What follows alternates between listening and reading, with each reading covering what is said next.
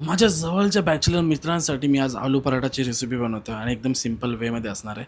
2 वाटी इथे इथलं गव्हाचं पीठ घेतलं. त्याच्यानंतर त्याच्यामध्ये थोडंसं मीठ ॲड करतो आहे. तुम्ही ते तूप किंवा तेल टाकू शकता थोडंसं. तेल टाकल्यानंतर आपल्याला थोडं पाणी ॲड करून मस्त एक डो तयार करायचा. डो म्हणजे एक पीठ मळून घ्यायचं प्रॉपर.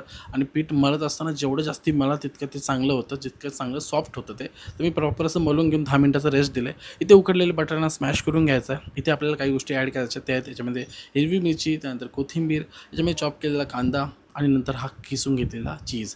हळद टाकतोय, काश्मीरी मिरची पावडर टाकतोय, लाल तिखट टाकतोय, त्यानंतर धने जिरा पावडर टाकणार आहे आणि याच्यामध्ये चाट मसाला टाकणार म्हणजे एक थोडा चटपटा फ्लेवर यावा आणि थोडंसं चवीनुसार मीठही टाकलं आहे. आता आपल्या आतली फिलिंग तयार झाली आहे मित्रांनो. त्याच्यानंतर आता आपल्याला परोठा लाटून घ्यायचा आहे. हलक्या हाताने आपल्याला एक गोळा तयार करायचा आहे. गोळ्यामध्ये अशी जागा तयार करायची आहे. त्यामध्ये हा आपला जो बटाट्याचा आहे तो सगळं मिक्सचर याच्यामध्ये ॲड करायचा आहे, कवर करून घ्यायचं आहे आणि आता खाली जे पीठ टाकलं आहे ते आता आपण मस्त हलक्या हाताने लाटून घेणार आहे. आता मी काय याच्यामध्ये एवढा मास्टर नाही आहे, पण जेवढं जमेल तेवढं आपल्याला करायचं. जेवढं गोल जमेल तेवढं गोल आपण ट्राय करणार आहोत. हलक्या हाताने एकदम लाटून घ्या, प्रॉपर असं लाटून घ्या. थोडंसं वर खाली होऊ शकतं, फाटू शकतं, गोल होऊ शकत नाही, पण खायला मजेदार लागलं पाहिजे. खायचं महत्त्वाचं आहे. गोल झालं ते काय नाही. आता बऱ्यापैकी मी बनवलं आहे. आता आपल्याला डायरेक्ट पॅनवरती यांना मस्त भाजून घ्यायचं आहे, जेवढं जमेल तेवढं. इथे मी ऑइलनी स्प्रे केलं. तुम्ही नॉर्मली ऑइल टाकून त्याला पसरवून घ्या. त्यानंतर हाय फ्लेमवरती मस्तपैकी आपल्या परोठ्याला टॉस करून घ्या, शिजवून घ्या.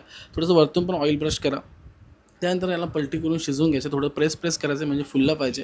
थोडंसं वरतून बटर ॲड करतो आहे. बटरने मजेदार अशी चव येते आणि सिंपल वेमध्ये आपला हा आलू पराठा एकदम तयार होतो, ज्यामध्ये चीज वगैरे ॲड केलं आहे. एक नंबर रेसिपी, सिंपल रेसिपी आणि खायला खूप मजेदार लागतं. 2 जर परोठे तुम्ही खाल्ले, आय हाय हाय! एक नंबर मजा येते. याच्यासोबत जर तुम्हाला अजून काही खायचं असेल म्हणजे थोडी चटणी-बिटणी काय पाहिजे असेल, तर कमेंट करून सांगा. मी तुम्हाला सजेशन देतो की याच्यासोबत तुम्ही काय खाऊ शकता. दहीची चटणी वगैरे मजेदार लागेल.